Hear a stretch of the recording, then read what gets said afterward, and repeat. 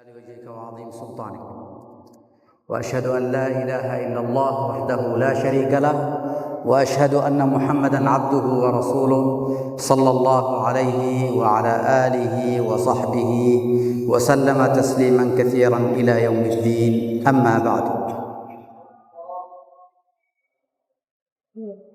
روى أبو هريرة رضي الله عنه وأرضاه كما جاء عند الإمام أحمد والنسائي أن النبي صلى الله عليه وسلم قال وهو يصف شهر رمضان، قال: وهو شهر الصبر، والصبر ثوابه الجنة، وشهر المواساة، فمن فطر صائما كان مغفرة لذنوبه وعتق رقبته من النار، وكان له مثل أجره من غير أن ينقص من أجر الصائم شيء. Dalam hadis Abu Hurairah radhiyallahu anhu dalam buku Imam Ahmad dan An-Nasai dan Al-Baihaqi, bahwasannya Rasulullah sallallahu alaihi wasallam bersabda, "Man fattara qala wa huwa syahrus sabri was sabru thawabuhul jannah." Bulan Ramadan adalah bulan puasa dan bahala bulan kesabaran, dan pahala kesabaran adalah surga. Thumma qala wa huwa syahrul muwasah, dan bulan Ramadan bulan kepedulian, bulan persaudaraan. Faman fattara sa'iman kana maghfiratan li dhunubihi wa 'itqu raqabatihi minan nar. Barang siapa yang memberikan buka puasa untuk seorang muslim, maka itulah menjadi ampunan dosanya, dan dibebaskan beliau dari neraka. Wa kana lahu mithlu ajrihi, dan dapat pahala, dikasih pahala seperti orang yang dibuka puasa, yang diberikan buka puasa. Duna an yanqusa min ajri as-saimi syai', tidak dikurangi dari pahala orang tersebut itu. Ini hadis Rasulullah sallallahu alaihi wasallam menjelaskan kepada kita bahwasannya salah satu sifat bulan Ramadan dan ibadah yang utama di bulan Ramadan yaitu ibadah bersaudaraan, kerjasama, membantu orang-orang yang lain, kepedulian terhadap sesama muslim, sesama masyarakat, kepedulian, al-ukhuwah, at-ta'awun, al-mahabbah, saling mencintai, saling memberi kepada orang lain. Bukan hadis ini saja, ada hadis yang lain lebih jelas daripada hadis ini. Ketika Rasul bihadzal ajri, ketika Rasulullah memberikan atau menjelaskan pahala orang yang memberikan buka puasa kepada yang lain, ada beberapa sahabat yang tanya kepada Rasulullah, "Ya Rasulullah, laisa kulluna najidu ma nufattiru bihi as-sha'im?" Bukan kita semuanya memiliki sesuatu atau makanan yang kita bisa memberikan buka puasa untuk orang yang puasa. Akan tetapi Rasulullah sallallahu alaihi wasallam memberikan solusi yang lebih ringan, atau namanya memberikan hal-hal yang lebih ringan kepada mereka yang tidak memiliki makanan. Apa jawaban Rasulullah sallallahu alaihi wasallam? Qala sallallahu alaihi wasallam, "Yu'tillahu hadha ath-thawaba man fattara sa'iman ala tamratin aw syarbati ma'in aw mudqati laban." Bahala tersebut yang disebutkan dalam hadis tadi, bahala tersebut itu Rasulullah subhanahu wa ta'ala memberikan orang niat yang memberikan hanya satu minuman untuk buka puasa kepada orang lain. Satu minuman atau sebuah kurma. Satu kurma untuk buka puasa, atau minuman susu yang sedikit itu akan dapat pahala yang sama. Maka jangan berfikir yang memberikan buka puasa kepada yang lain butuh mempersiapkan makanan yang sangat banyak. walaupun memberi kepada yang lain hanya kurma saja. Saya punya 5 kurma misal, saya membagikan kurma saya untuk salah satu yang di samping saya atau orang yang di jalan, itu akan dapat pahala yang sama. Man fattara sa'iman kana maghfiratan li dhunubihi.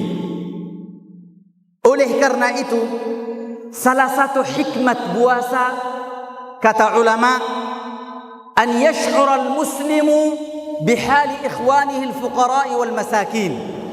Di antara hikmah-hikmah puasa itu menanamkan merasa orang muslim yang kaya, yang mempunyai, yang memiliki, menaman rasanya terhadap orang miskin, orang yang tidak punya, orang yang butuh.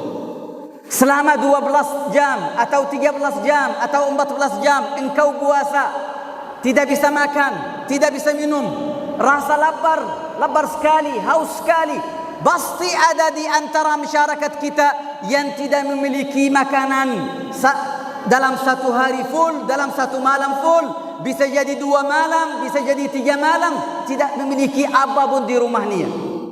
Maka orang yang lapar di bulan Ramadan, orang yang haus di bulan Ramadan akan ditanam rasanya ini, sehingga dia bisa apa? Memberikan kepada yang lain. Ini hikmah-hikmah puasa. Oleh karena itu, qala al-Imam Al-Kamal Ibn Al-Humam rahimahullah fi kitabih Fathul Qadir. Imam Kamal Ibn Al-Humam dalam bukunya Fathul Qadir berkata, as-sawmu thalithu arkanil Islam.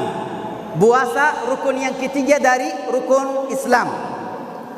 Syara'ahu subhanahu li fawaida. Allah mensyariatkan puasa ini karena ada beberapa hikmah. A'zamuha, yang paling besar, yang paling mulia dari hikmah-hikmah tersebut, kaunuhu mujiban asya minha annahu mujibun lirrahmati wal 'athfi 'ala al-masakin. Karena puasa ini menciptakan kasih sayang, rahmat terhadap orang fakir, terhadap orang miskin, terhadap orang yang tidak memiliki makanan, minuman. Imam Ibn Al-Qayyim atau Imam Ibn Rajab dalam bukunya Lataiful Ma'arif berkata juga, su'ila ba'du salaf, beberapa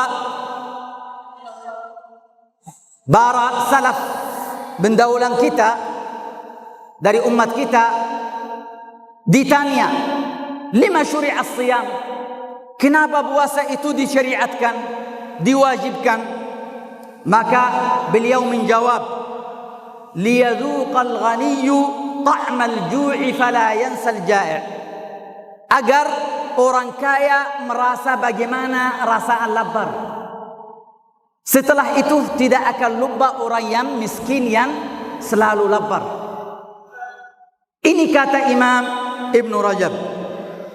Walidhalik, dalam hikmat Allah subhanahu wa ta'ala, zakatul fitri disyariatkannya setelah bulan Ramadan. Kenapa diwajibkan zakatul fitri di akhir bulan Ramadan?